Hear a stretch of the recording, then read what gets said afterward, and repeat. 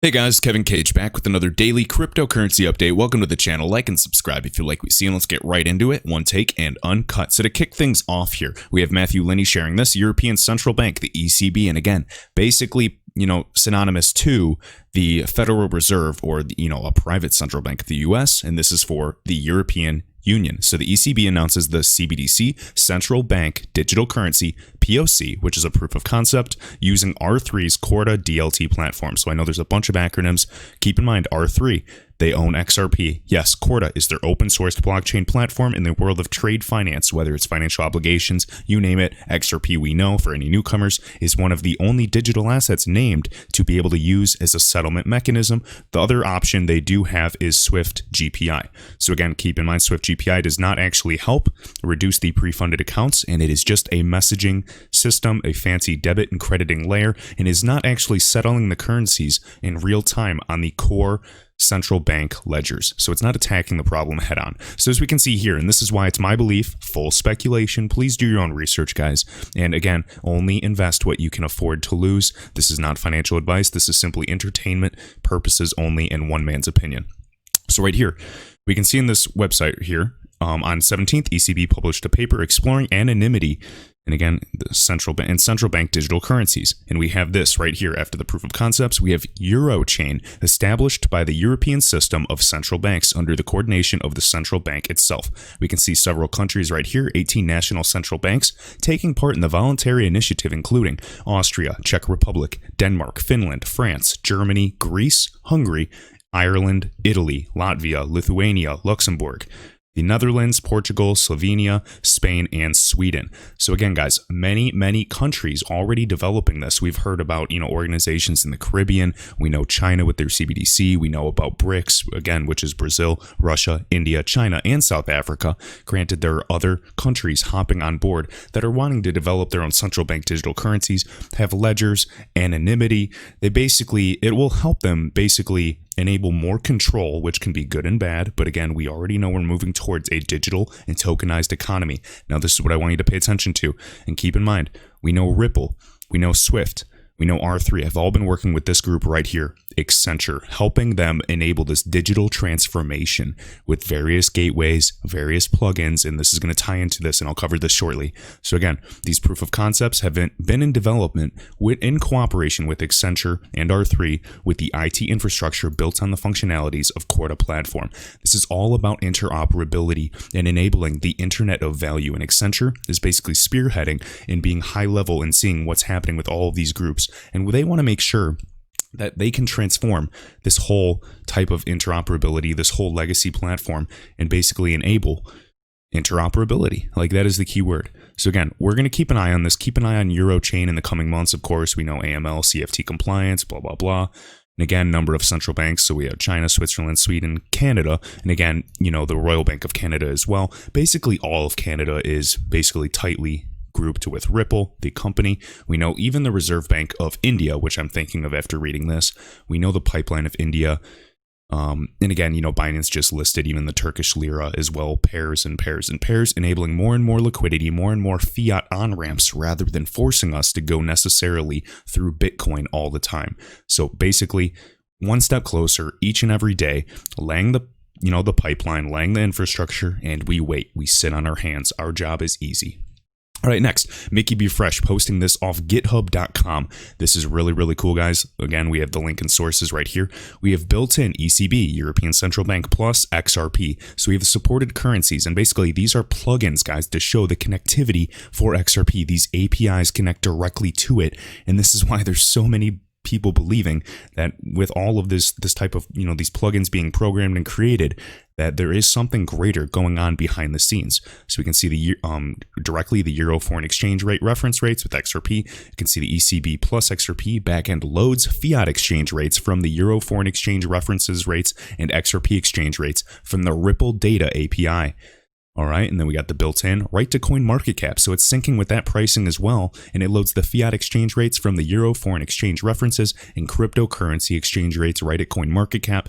I'm excited to see what CoinMarketCap will do with this new liquidity index, not only for the exchanges, which is a bit boring, but it's good for us, especially with all the wash trading that's existing today. Hopefully they really crack down on that more so it's not just trading bots and algorithms. Again, basically running and controlling the market along with some Bitcoin whales. But I'm excited to see what the cryptocurrencies, the actual liquidity metrics they use, and how it could potentially help XRP get a little more acknowledgement in terms of true utility. We are so early still. Right here, and pardon any noise in the background, guys, we can see the interledger protocol, this ILP connector. So this is the screenshot and source from Project Stella 3, and that's the ECB. And again, BOJ, the Bank of Japan. What does this mean, Mickey? And asking Mickey B. Fresh. And again, he just joined the Love for Crypto folks, awesome researcher. And he says it's an ILP connector plugin for settlement in XRP. It connects to Ripple API and CoinMarketCap price feeds, most likely used during Project Stella 3 testing, but was not included in the PDF. RippleNet, which is basically a whole software suite of Ripple, and one of, part of RippleNet is, of course, XRP, on-demand liquidity, is made up of many connectors. Each are like routers of money. And I've heard this term as well, not only voice over IP. I think Brad Kimes was talking about this. What is it? It's like money over internet protocol, I believe. Instead of VoIP, it's MOIP. I'll have to check that acronym, so double check me, keep me honest.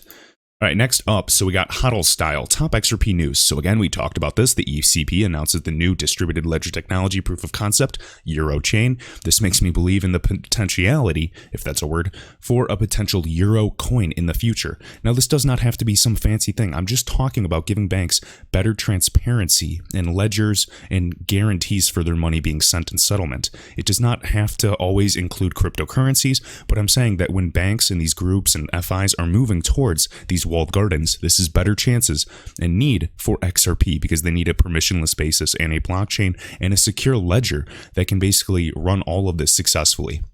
Next, we have Grayscale says XRP has gained momentum amongst both financial institutions and individual users. All right, Grayscale, again, big, institutional hedge fund type of deal. We got rumors of IBM implementing RippleNet. I'm sick of all the rumors, if you ask me. All right, and then Jeffrey Tucker talks about Ripple on a retweet. Big deal. And again, I believe this is Jeffrey Tucker here. So again, executive of the U.S. Economic Research Agency. This is posted by Roses on the Moon. She has been on fire lately, so thank you for posting all this. Here's a quote from him. That doesn't mean it's not going to change the world. I think it's an extremely important technology, and he's referring to XRP, the actual asset, because it's thriving off the failures of this antique SWIFT system. And as we can see in this article here, American economist Jeffrey Tucker calls XRP actively used by Ripple brilliant technology. A few quotes here. Of course, he's talking about, how it was the worst performer this year. And yeah, that's not something we're proud of. But for those that actually understand these trends and these patterns, they are accumulating XRP and they see the long time success. And of course, we see the failure of the legacy banking system. Again, that quote I just read. And then right here, our legacy financial systems are incapable of dealing with the new age of globalization, one of the keywords that executive chairman often says, and this is Chris Larson. So taking cryptocurrency to kind of fill this market niche or niche, however you want to say it, and XRP has been really valuable in that sense. Keep in mind, XRP, guys, if we get fractions of these market shares, whether it is in the SWIFT network, whether it is the foreign or the FX market, this is unbelievable, guys. The Forex market alone in terms of daily transaction volume. Now, it seems that every single video we're like, if, but again, we are early. We still have to wait.